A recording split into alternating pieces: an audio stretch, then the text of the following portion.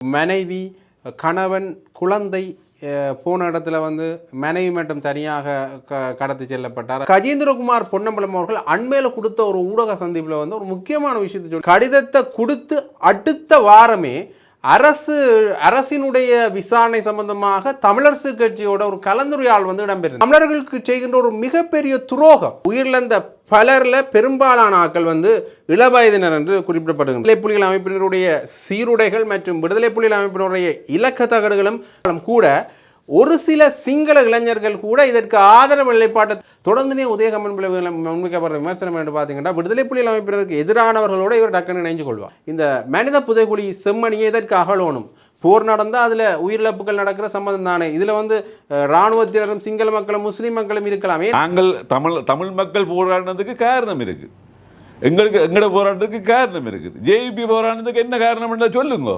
அவர் வந்து தன்னுடைய சொந்த வீட்டிலேயே ஒரு வேலைக்காரியை கொலை செய்தவர் உடனடியாக கைது செய்து அவருக்கு நடவடிக்கை எடுக்காவிட்டால் நீங்கள் அரசாங்கம் நடத்துவது எந்த அர்த்தமே இல்லை.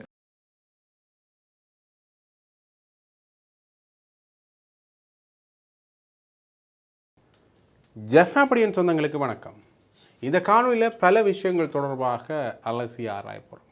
அதில் குறிப்பாக இந்த செம்மணி மனித புதைகுழி சம்பந்தமான விஷயத்தில் பலரும் தங்களுடைய கருத்துக்களை கூறிய வண்ணமே இருக்கின்றார்கள். அதில் இந்த பொதுமக்களுடைய ஆதங்கம் என்பது மிகப்பெரிய அளவில் பேசப்படுகின்ற ஒரு விடயமாக மாறி இருக்கின்றது.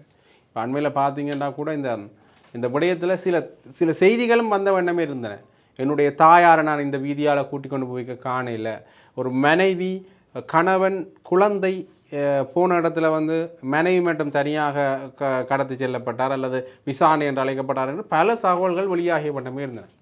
அதில் குறிப்பாக இந்த விடயம் தொடர்பான விஷயத்தில் முன்னிலையாக இருந்த கிருபாகரன் அவர்கள் சொல்லியிருந்தார், இந்த விடயம் தொடர்பாக மக்கள் நிறைய சாட்சியங்களை தரீனம் இருந்தாலும் கூட சில இது தொடர்பான விடயத்தில் வந்து தங்களுக்கு சில எச்சரிக்கைகளும் மற்றும் அவதானிப்புகளும் மேற்கொள்ளப்படுகின்றது. அது கொஞ்சம் தங்களுக்கு அச்சுறுத்தும் வகையாக இருக்குதுன்னு சொல்லியிருந்தேன். அதுதான் சுகாஸ் அவர்களும் பேசியிருந்தார். இப்படியாக தொடர்ந்து இந்த மனித புதைகுழி விஷயம் வந்து ஒரு நீண்ட நெடிய பொருளாகவே மாறி இருக்கின்ற இந்த நேரத்தில் வந்து இது தொடர்பான சர்வதேச விசாரணை தான் இப்போ அனைவராலும் ஏற்றுக்கொள்ளக்கூடிய ஒரு விஷயமாக மாறி இருக்கின்றது. இப்போ அரசாங்கம் இதை ஏற்றுக்கொள்ளாவிட்டாலும் கூட தமிழர் தரப்பில் இருந்து அனைவராம் ஒரே நிலைப்பாட்டில் இருக்குதுன்னா இந்த சர்வதேச விசாரணை தான். அதிலையும் குறிப்பாக தமிழ் தேசிய பரப்பில் பயணிக்கிற கட்சிகள் வந்து இந்த சர்வதேச விசாரணை என்ற முக்கியத்துவத்தை வலியுறுத்தி ஐநா மனித உரிமைகள் ஆணையாளர் ரோக்கர் டர்க் அவர்களுக்கு ஒரு கையெழுத்து அடங்கிய ஒரு கடிதமுமே அனுப்பப்பட்டது. அது தொடர்பான ஒரு ஆவணமும் அனுப்பப்பட்டது. அப்போ அந்த விதத்தில் வந்து பலருமே அதில் கையொப்பமிட்டிருந்தார்கள். குறிப்பாக தமிழரசு கட்சி, சைக்கிள் சின்ன கட்சி போன்றன தங்களுடைய கையொப்பங்களை அதில் இட்டிருந்தார்கள். அப்படி தமிழ் தேசிய மக்கள் முன்னணி, தமிழரசு கட்சி என்று இந்த தமிழ் தேசிய பிறப்பில் பயணிக்கிற கட்சிகள் வந்து இதற்கான ஆதரவினை தெரிவித்திருந்தார்கள்ன்றதான் உண்மை. அது ஒரு பக்கம் இருந்தாலும் இப்போ கஜேந்திரகுமார் பொன்னம்பலம் அவர்கள் அண்மையில் கொடுத்த ஒரு ஊடக சந்திப்பில் வந்து ஒரு முக்கியமான விஷயத்தை சொல்லியிருக்காங்கன்னு பார்த்தீங்கன்னா, இதில் வந்து தமிழ் தேசிய பிறப்பில் பயணிக்கிற எல்லா கட்சிகளும் நாங்கள் இந்த போக்க டேக்கிறவர்களுக்கு சர்வதேச நீதி சம்பந்தமான விஷயத்தை தான் சொல்லியிருந்தாங்க. இந்த கடிதத்தை கொடுத்து அடுத்த வாரமே அரசினுடைய விசாரணை சம்பந்தமாக தமிழரசு கட்சியோட ஒரு கலந்துரையாடல் வந்து இடம்பெற்றிருந்தது தமிழரசு கட்சியில். ஆகவே இந்த பொதுச் செயலாளர், தமிழரசு கட்சியுடைய பதில் பொதுச் செயலாளர், தமிழரசு கட்சியுடைய பதில் தலைவர் போன்றவர்கள் இந்த விஷயங்களை மேற்கொள்றதுக்கு திட்டமிட்டிருக்கின்றார்கள். ஆகவே இது தமிழர்களுக்கு செய்கின்ற ஒரு மிகப்பெரிய துரோகம், தமிழரசு கட்சி செய்கின்ற ஒரு மிகப்பெரிய துரோகம் என்றதை கஜேந்திரகுமார் பொன்னம்பலம் அவர்கள் அந்த ஊடக சந்திப்பில் தெரிவிச்சிருந்தார். இது வந்து இன்று நேற்றில்லை, தொடர்ந்துமே இந்த தமிழ் தேசிய மக்கள் முன்னணிக்கும் தமிழரசு கட்சிக்கும் உடைய ஒரு முரண்பாடுகள் தொடர்ந்து எழுந்த வண்ணமே இருக்கின்றன. அதில் குறிப்பாக எப்போ தமிழரசு கட்சியிலிருந்து தமிழ் தேசிய மக்கள் முன்னணியாக கஜேந்திரகுமார் பொன்னம்பலம் அவர்கள் விலகினாரோ அதிலிருந்தே இந்த முரண்பாடு இருந்த வண்ணமே இருக்கின்றது. அது இந்த உள்ளூராட்சி சபை தேர்தலில் பிரதிபலித்ததை பாரக்கூடிய மாதிரி இருந்தது. தொடர்ந்துமே இந்த தமிழரசு கட்சி மீதான விமர்சனத்தை முன்வைச்சிருந்தவர்கள். அதுலேயும் தமிழரசு கட்சி தான் செய்கிறதெல்லாம் சரிதான் என்றால் அது இல்லை. குறிப்பாக இந்த டக்ளஸ் சிவானந்தா அவர்களுடைய இந்த இணைவு சம்பந்தமான விடயத்துக்கு பிறகு தொடர்ந்துமே தமிழரசு கட்சி மீது மக்கள் மீது இருந்த ஒரு நம்பிக்கை வந்து அதிருப்தியாக மாறுது. அந்த அதிருப்தி தான் தமிழரசு கட்சியினுடைய பல தாக்கங்களுக்கு காரணமாக இருக்கின்ற தமிழரசு கட்சி பிளவுக்கு அவர்கள் பிளவுபடுத்தின ஒரு காரணமாக இருந்தாலும் கூட தமிழரசு கட்சி மேலே தமிழ் மக்கள் வச்சிருந்த அதிருப்தி இப்போ தமிழரசு கட்சியுடைய பின்தங்களுக்கு காரணமாக இருக்குது. அந்த வகையில் கஜேந்திரகுமார் பொன்னம்பலம் அவர்கள் கூறிய இந்த கருத்து தமிழரசு கட்சி மேலே தமிழ் மக்கள் வச்சிருந்த அதிருப்திக்கு வலுச்சேர்க்கிற விதமாக அமைந்திருக்கின்றது. இதற்கு தமிழரசு கட்சியிலிருந்து என்ன பதில் வரப்போகுதுன்றதை நாங்கள் பொறுத்திருந்தான் பார்க்கணும். இது ஒரு வகையில் இருக்க இப்போ செம்மணி மனித புதைக்குழியில் எடுக்கப்பட்ட எண்பு சிதிலங்கள் சின்ன குழந்தைகளுடைய எண்பு சிதிலங்கள் எடுக்கப்பட்டிருந்தன. அதில் சிறுமிகள் சிறுவர்கள் என்று இருக்கலாம் என்று எதிர்ப்பு கூறப்பட்டிருந்தது. அது மட்டும் இல்லாமல் இதில் வயோதிபர்கள் முதியவர்கள் இளைஞர்கள் என்று பாராமல் தொடர்ந்துமே இங்கே கொலைகள் இடம்பெற்றிருக்கின்றன. இதில் ஒன்றுக்கு மேலாக ஒன்று மனித சிதிலங்கள் போடப்பட்டதால் எத்தனை எலும்பு தொகுதிகள் இருக்கின்றது கூட இன்னும் கஷ்டப்பட்ட சூழ்நிலையில் தான் இருந்தது. இப்படித்தான் அது சம்பந்தமான விடயங்கள் வெளியில் வந்தது. அப்போ இதில் இருந்து இன்னொரு முடிவுக்கு வரப்போன்றார்கள் என்று பார்க்கறதுக்கு என்ன செய்யணும்னா இந்த மனித சீதளங்களை பகுப்பாய்வு செய்யணும். இது அடுத்ததாக பகுப்பாய்வு பரிசோதனை நிலையத்துக்கு அனுப்பி வைக்கப்படும். இலங்கையில் அந்த வசதிகள் இல்லாத காரணத்தினால் இது வெளிநாடுகளுக்கு அனுப்பி வைக்கப்படலாம். அதில் இருந்தால் ஒரு முடிவுகள் பெறப்படும். அந்த வகையில் முன்னை நாட்களில் பெறப்பட்ட அதாவது இந்த செம்மணி மனித புதைக்குழி அல்லாமல் மன்னார் மனித புதைக்குழியாக இருக்கட்டும், கொக்கு தொடுவாய் மனித புதைக்குழியாக இருக்கட்டும், அதில் பெறப்பட்ட பரிசோதனை முடிவுகளும் அண்மையில் வந்திருக்குன்னு. அதில் குறிப்பாக இந்த மன்னார் புதைக்குழி ஏலவே இது தொடர்பாக பேசப்படுறது. கொக்கு தொடுவாய் புதைக்குழியின் பகுப்பாய்வு அறிக்கைகள் இப்போ வந்திருக்கின்றது. அதில் அந்த பகுப்பாய்வு அறிக்கையில் தொடர்ந்துமே படிக்கிறேன்னு பாருங்கள் என்ன விஷயம் பார்த்தீங்கன்னா, இதில் 52 மனித எண்பு தொகுதிகள் காணப்பட்டிருந்தது. இதில் உயிரிழந்த பலரில் பெரும்பாலான ஆட்கள் இளவயதினர் என்று குறிப்பிடப்படுகின்றது. அதில் பெரும்பாலானவர்கள் வெடிப்பு காயங்களால் உயிரிழந்திருக்கலாம். அதே மாதிரி துப்பாக்கி சூட்டுக்கு இலக்காயும் உயிரிழந்திருக்கலாம் என்று பகுப்பாய்வில் கண்டறியப்படுகின்றது. அது மட்டும் இல்லாமல் இந்த உங்களுக்கு ஏற்கனவே தெரியும் இந்த குழாநீர் விற்ற ஒரு விடயம் நடந்து கொண்டிருக்கிற இடத்துல தான் இது கண்டுபிடிக்கப்பட்டது. இதில் விடுதலை புலிகள் அமைப்பினருடைய சீருடைகள் மற்றும் விடுதலை புலிகள் அமைப்பினருடைய இலக்க தகடுகளும் கண்டுபிடிக்கப்பட்டது இந்த கொக்கு தொடுவாய் மனித புதைக்குழியில். அதில் பெரும்பாலும் விடுதலை புலிகள் அமைப்பினருடைய உள்ளங்கள்லாம் புதைக்கப்பட்டிருக்கலாம் என்ற விடயங்கள் வெளியாக இருந்தன. அதிலையும் விடுதலை புலிகள் அமைப்பினருடைய உடையலங்கள் புதைக்கப்பட்டிருக்கலாம் என்றால் ஏன் அது தொடர்பான நடவடிக்கைகளை மேற்கொள்ளல என்ற விமர்சனமும் எழுந்திருந்தது. ஏண்டா குறிப்பாக பார்க்கின்ற பொழுது ஒரு விடுதலை புலிகள் உறுப்பினர் அது கொலை செய்யப்பட்டிருந்தால் அல்லது துப்பாக்கி சூட்டுக்கு இலக்காக இருந்தால் உடனடியாக அந்த உடல் அரசாங்கத்தின் பார்வைக்கு வைக்கப்பட்டிருக்கணும். ஏன் அது வைக்கப்படாமல் உடனே அதுக்கு புதைக்கப்பட்டிருந்தது. ஆகவே இங்கே ஏதோ ஒரு முரண் அல்லது சட்ட ரீதியற்ற நடவடிக்கை இடம்பெறுகின்ற விமர்சனம் மக்கள் மத்தியில் எழுந்திருந்தது. அந்த வகையில் இந்த மீட்கப்பட்ட எண்பு தொகுதிகளில் 31 பெண்களுடையவை என்றும் 21 எண்பு தொகுதிகள் ஆண்களுடையவை என்றும் கண்டறியப்படுகின்றன. இறந்தவர்களின் வயது எல்லை 12 முதல் 53 வயது வரை இருக்கின்றது. அதே நேரம் பெரும்பாலானவர்கள் 13 முதல் 30 வயதுடையவர்கள் என்று கணிக்கப்பட்டிருக்கின்றது. 32 பேரின் இதில் குறிப்பாக 32 பேரின் உயிரிழப்புக்கு வெடிப்பு சம்பவம் அல்லது வெடிப்பு காயம் காரணமாக இருக்கிறது. துப்பாக்கிச்சூட்டு காயத்தால் 7 பேர் உயிரிழந்துள்ளனர். வெடிப்பு சம்பவம் மற்றும் துப்பாக்கிச்சூடு காரணமாக 2 எடுத்து 12 பேர் உயிரிழந்துள்ளனர். பெரும்பாலான உயிரிழப்புகள் இங்கே வெடிப்பு காயங்களால் தான் இடம்பெற்றிருக்கின்றது என்கின்ற விடயம் தெரிவிக்கப்பட்டிருக்கிறது. இது குறிப்பாக இந்த பகுப்பாய்வில் வந்த விடயம்தான். இப்படி ஒவ்வொரு மனித எண்புக்கூடுகளும் மனித சிதிலங்களும் இந்த பகுப்பாய்வு மூலமாக ஆய்வு செய்யப்படுகிறதும் பின்னர் அந்த விடயங்கள் தொடர்பாக பேசப்பட்டு கொண்டிருக்கிறதும் பின்னர் அது கிடப்பில் போடப்படுறதும் பழமையான விஷயமாக தான் இருக்கின்றது. பெரும்பாலும் இந்த மனித எண்பு தொகுதிகள் கூட அகழ்ந்தெடுக்கப்பட்ட பிறகு அந்த குறிப்பிட்ட விடயம் சம்பந்தமான பேசுபொருளே நீர்த்து போயிடும் கொஞ்ச காலத்தால். ஆனால் செம்மணியில் ஒரு முக்கியமான நகர்வு ஒன்று வெளியில் வந்திருக்குன்னு பார்த்தீங்கன்னா இது இப்போ சிங்கள மக்கள் மத்தியிலேயும் ஒரு பேசுபொருளாக மாறி இருக்கின்றது. இப்போ கொக்கு தொடர்பாக இந்த பகுப்பாய்வு இப்போ தான் வந்திருக்கின்றது. அது ஒரு பக்கம் இருக்குது. இப்போ செம்மணியில் இப்படியான ஒரு நீர்த்து போக செய்கின்ற அல்லது கிடப்பில் போடப்படுகின்ற விடயம் நடக்குமான்னு கேட்டால் ஓரளவுக்கு இல்லை என்று ஊகிக்கலாம் என்று பார்த்தா இது சிங்கள மக்கள் மத்தியிலையும் போயிருக்கின்றது. அதிலிருந்து நல்ல வரவேற்பும் கிடைத்திருக்கின்றது.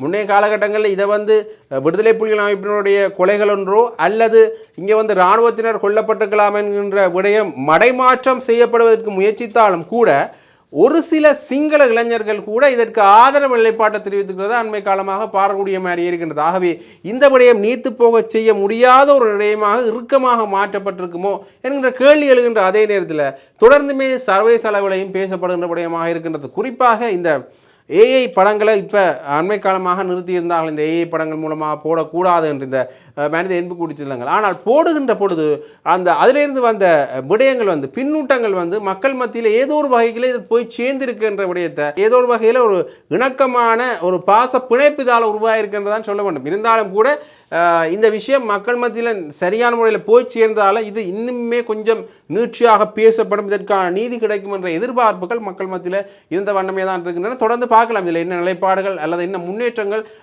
இடம்பெறப் போகின்றது என்பதை. அது மட்டும் இல்லாமல் இன்னொரு முக்கியமான விஷயத்தை நாங்கள் இதில் பார்க்கணும். அடுத்ததாக இந்த பிள்ளையானுடைய விடயம் தொடர்பான விஷயம், அதாவது பிள்ளையான் சம்பந்தமான விஷயங்களை அண்மையில் வந்து பொது பாதுகாப்பு அமைச்சர் ஆனந்த விஜயபால் அவர்கள் பேசியிருந்தார். பிள்ளையான் வந்து உயிர்த்தனார் தாக்கல் சம்பந்தமாக வாய் திறந்திருக்கிறார் என்ற விடயத்தை பிமல் ரத்நாயக கூட இந்த பாராளுமன்ற அமர்வுகளில் இது தொடர்பாக பேசியிருந்தார். சரி, இது எவ்வாறாக இருந்தாலும் கூட இதை உதயகம்மன் பிள்ளை அவர்கள் முற்றாக மறுத்திருக்கின்றார். ஏனெண்டா உதயகம்மன் பிள்ளை தான் சந்திக்க போன போது இத்தனை தாக்கல் சம்பந்தமான அதிகாரிகள் எந்த ஒரு கேள்வியை மொழிபெயர் என்ற விஷயத்தான் சொல்லியிருந்தார். ஆகவே ஆனந்த விஜயபால பொதுமக்கள் பாதுகாப்பு அமைச்சர் இப்படி சொல்றது எப்படி நியாயமாகும்? ஆகவே இவர் அதாவது வந்து உயிர்த்தனார் தாக்கல் சம்பந்தமாக இவர் கைது செய்யப்பட்டிருக்கலாம் என்று சொல்கின்றார். உண்மையிலேயே இவர் கைது செய்யப்பட்டது வந்து பேராசிரியர் ரவீந்திரநாத் அவர்கள் கடத்தி சித்திரவதை செய்யப்பட்ட வழக்கில் தான். ஆகவே அது தொடர்பான விடயங்கள்லாம் பேசப்பட வேண்டுமே தவிர ஏதோ ஒரு வகையில் இவர்கள் இந்த மடைமாற்றம் செய்வதற்காக இதை பேசுகின்றார்கள். இருந்தாலும் கூட இந்த விடுதலை புலிகள் அமைப்பினரிலிருந்து வெளியில் வந்து அவர்களை காட்டி கொடுத்து அவர்களை கைது செய்யப்படுவதற்கு ஒரு காரணமாக இருந்தவரை நாங்கள் செய்கிற நன்றி கடன் இதுதானா என்று கேள்வி கேட்டிருக்கிறார். தொடர்ந்துமே உதயகம்மன் பிள்ளை முன்வைக்கப்படுற விமர்சனம் என்று பார்த்தீங்கன்னா விடுதலை புலிகள் அமைப்பினருக்கு எதிரானவர்களோடு இவர் டக்குன்னு இணைஞ்சு கொள்ளும். அதை ஒரு அரசியலாக மடைமாற்றம் செய்கின்ற ஒரு வழக்கம் வந்து இவருக்கு இருக்கின்றது. ஆகவே அதுன்ற ஒரு பாதையாகத்தான் இதை பயன்படுத்துகின்றாரா என்ற ஒரு கேள்வியும் இருக்கின்றது. சரி, இது இவ்வாறு இருக்க இன்னொரு முக்கியமான விடயம் அதானி அனுர போர். ஏற்கனவே உங்களுக்கு தெரியும் இந்த அதானியின் காற்றாலை திட்டங்கள், அது மட்டும் இல்லாமல் அதானி இலங்கையில் செய்து கொள்ளப்பட்ட திட்டங்களில் ஆண்ட்ரூ மாரசனாக இந்த அரசாங்கம் வந்தபோது அவர்களுடைய விதிமுறைகளுக்கு இவர்கள் இணையாத காரணத்தினால குறிப்பிட்ட தொகை பணம் வந்து அவர்கள் இதில் முதலீடு செஞ்சிருந்தார்கள்.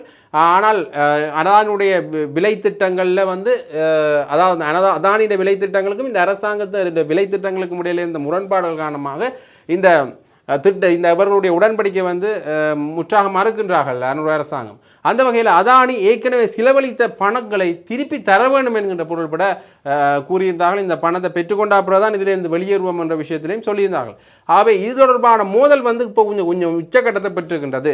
இதில் அன்றைய தரப்பு என்ன செய்ய போகின்றது என்கின்ற ஒரு கேள்வி தான் இப்போ எழுந்திருக்கின்றது. பார்க்கலாம் அவர்கள் என்ன விடயத்தை இதில் முன்வைக்க போகின்றார்கள் என்பதை. அடுத்ததாக இன்னொரு முக்கியமான விஷயத்தை நாங்கள் பார்க்கணும் என்று பார்த்தீங்கன்னா இந்த மக்கள் எழுச்சி கட்சியினுடைய தலைவர் அருண் ஜெயேந்திரன் அவர்கள் ஒரு முக்கியமான விஷயத்தை சொல்லியிருக்கிறார் பிமல் வீரவன்ச தொடர்பாக. ஏற்கனவே உங்களுக்கு தெரியும் இந்த பிமல் வீரவன்ச அவர்கள் குறிப்பாக இந்த இனவாத கருத்துக்களை பெறப்படுறது ஒரு முக்கிய இடம்பெறார். சரத் வீரசேகர விமல் வீரவன்ச போன்றவர்கள். ஆகவே இந்த விமல் வீரவன்ச அவர்கள் ஒரு இப்போ அண்மையில் ஒரு பேசுபொருளாக ஆயிருந்த ஒரு விஷயம் என்னென்னு பார்த்தீங்கன்னா இந்த மனித புதைகுழி செம்மணியை எதற்கு அகலோனும் போர் நடந்தால் அதில் உயிரிழப்புகள் நடக்கிற சம்மந்தம் தானே. இதில் வந்து இராணுவத்தினரும் சிங்கள மக்களும் முஸ்லீம் மக்களும் இருக்கலாம், ஏன் தமிழ் மக்கள் மட்டும் இருக்கணும் நீங்கள் சொல்லுகின்ற விமர்சனத்தை சொல்லியிருந்தால் அது மக்கள் மத்தியில் பல எதிர்ப்புகளை சம்பாதிச்சிருந்தது. அண்மையில் கூட சபா ஓதாஸ் கூட அதற்கான விமர்சனத்தை முன்வைத்திருந்தார். இப்படி தொடர்ந்து பலருமே அதற்கான விமர்சனத்தை முன்வைத்து கொண்டிருக்கிற இந்த நேரத்தில் இப்போ மக்கள் எழுச்சி கட்சியினுடைய தலைவரும் இதற்கான விமர்சனத்தை முன்வைத்திருந்தார். குறிப்பாக விமல் வீரவன்ச அவர்கள் ஜேவிபியில் இருந்து மொட்டு கட்சிக்கு போவார், அப்படி கட்சி தாவல்களை தொடர்ந்து இடம் செய்கின்றவர், பல கொலைகளையும் போர் செஞ்சிருக்கின்றார். இது தொடர்பாக அரசியல் இன்னுமே செவிசாய்கள் என்ற விடைய பொருள் ஒரு விமர்சனத்தை முன்வைத்திருந்தார். அது ஒரு ஊடக சந்திப்பாக வெளியிட்டிருந்தார். அந்த ஊடக சந்திப்பை நான் இதோட நினைக்கிறேன். பார்த்துக்கொள்ளுங்க. அனைவருக்கும் வணக்கம். அகில இலங்கை மக்கள் எழுச்சி கட்சி சார்பாக அவதன் ஸ்தாபகரும் செயலாளருமான அருள் ஜெயேந்திரன் உங்கள் முன் ஒரு முக்கியமான ஒரு காலகட்டத்தில் என்னுடைய கருத்துக்களை தெரிவிக்க வேண்டிய கட்டத்தில் உங்கள் முன் வந்துள்ளேன். என்னவென்றால் செம்மணியில் புதைகுழியில் தோண்டி பல எலும்புக்கூடுகள், குழந்தைகளின் எலும்புக்கூடுகள், பெண்களின் ஆடைகளுடன் எலும்புக்கூடுகள் அனைத்தும் வந்து கொண்டு எங்களுடைய மனங்கள் வெந்து கொண்டிருக்கிற நிலையில் இதுக்கு ஒரு நீதி வேண்டி நாங்கள் அதுக்கு ஏதாவது செய்ய வேணும். இது உள்நாட்டில் இது சம்பந்தமாக நாங்கள் போராடி எல்லாம் எங்களுக்கு வெல்ல முடியாத சர்வதேசத்திடமும் இது சம்பந்தமாக விவரங்கள் எடுத்து இது சம்பந்தமாக எங்களுக்கு நீதி தேடி தர வேண்டும் என்று கோரிக்கை விட வேண்டிய நிலையில் எங்கிருந்தோ புத்துக்கேர்ந்த பாம்பு வந்த மாதிரி விமல் வீரவன்ச என்பவர் ஒரு முன்னாள் ஜேவிபி கட்சியின் முக்கிய உறுப்பினராக இருந்து அந்த நாளில் 88 89 எந்த காரணமும் இல்லாமல் ஜேவிபி ஆக்கள் போராடினவை. நாங்கள் தமிழ் மக்கள் போராடினதுக்கு காரணம் இருக்குது. எங்களோட போராட்டத்துக்கு காரணம் இருக்குது. ஜேவிபி போராடினதுக்கு என்ன காரணம்னா சொல்லுங்க. ஜேவிபி நீங்கள் போராடியதுக்கு என்ன காரணம்? எவ்வளோ கொலை செய்திருக்கிறீங்க? இன்றைக்கு நீங்கள் விமல் வீரவன் சொல்கிறார், அதாவது இங்கே இருக்கிற புதகுழியிலிருந்து வந்ததெல்லாம் சும்மா இன்னும் அதாம் இதாமட்டு மூடி மறைச்சி தாங்கள் கொலை செய்தெல்லாம் செய்து போட்டு முடிச்சு எல்லாம் செய்து போட்டு தேவையில்லாமல் இதெல்லாம் காய்க்கிறார். அவர் தன்னுடைய சொந்த வீட்டிலேயே ஒரு வேலைக்காரியை கொலை செய்தவர். அது மட்டும் இல்லை, அந்த அவர் மகளின் மருமகன் ஏதோ வீட்டுக்கு பூந்து ஏதோ எல்லாம் சேட்டை விட்டு அவனை போட்டு பிரச்சனை கொடுத்து அவனுக்கு ஏதோ எல்லாம் நடந்தெல்லாம் நான் பத்திரிகையில் பார்த்துக்கிறேன். இப்படிப்பட்ட ஒரு கொலைகாரன் வீரவன் சார். அவரை முதலாவது இந்த சரியான அரசாங்கம் பண்ணதுன்னா இன்றைக்கு இந்த என்னுடைய அறிக்கையின் பிரகாரம் யாழ்ப்பாணத்தை நான் கோரிக்கை விடுறேன், உடனடியாக கைது செய்து அவருக்கு நடவடிக்கை எடுக்காவிட்டால் நீங்கள் அரசாங்கம் நடத்துவது எந்த அர்த்தமே இல்லை. இந்த நேரத்தில் அவர் இப்படியாவது அறிக்கை விடுறதுக்கு எந்த காரணம்? இவ்வளவு கொலை செய்து ராஜபக்சவோட சேர்ந்து ஆடி ஜேபியில் இருந்தார். ஜேபியில் இருந்து வாஜார் ராஜபக்சவோட சேர்ந்தார். அவரோட சேர்ந்து அவரை நோக்கமே கொலை. அடுத்தவனை பயமுறுத்தியும் அடுத்தவனை கொலை செய்தும் அப்படியே வேலை செய்து தன்னை விளம்பரப்படுத்தி தான் ஒரு பெரிய சர்வாதிக பெரிய கட்டிக்காரன் என்று சொல்லி அவர்கிட்ட வெட்டி பேச்சு மட்டும்தான் இருக்க ஒழிய வேற பீரங்கி, அதாவது ஜேவிபியில் இருக்க ஒரு பீரங்கி மாதிரி ஜேவிபியில் இருக்கல. அடுத்து ராஜபக்சேல இருக்க அவர் சொல்றதா அவருக்கு வேலை. அவர் ஒரு வேலையும் செய்கிறார். கொலை மரம்போகமாக எவ்வளோ கொலை செய்கிறார். ஒன்றே ஒன்று தான் வீட்டில் நடந்து பிடிபட்டிருக்குது. இதை போல எத்தனை கொலை செய்தால் தெரியாது. இவரை பேட்டி இப்போ இந்த தருணத்தில் இவரை கைது செய்து நடவடிக்கை விட்டால் ஜனாதிபதி பதவி விலக வேண்டும். அவ்வளோதான் நான் சொல்லுவேன். இதுதான் நான் கடைசியாக கோர வேண்டியது. நீங்கள் கைது செய்து நடவடிக்கை எடுக்காட்டி நீங்கள் பதவியை விலகுங்க. உங்களுக்கு நடத்த முடியாட்டி வேறு யார்ட்டையும் பேரம் கொடுங்க.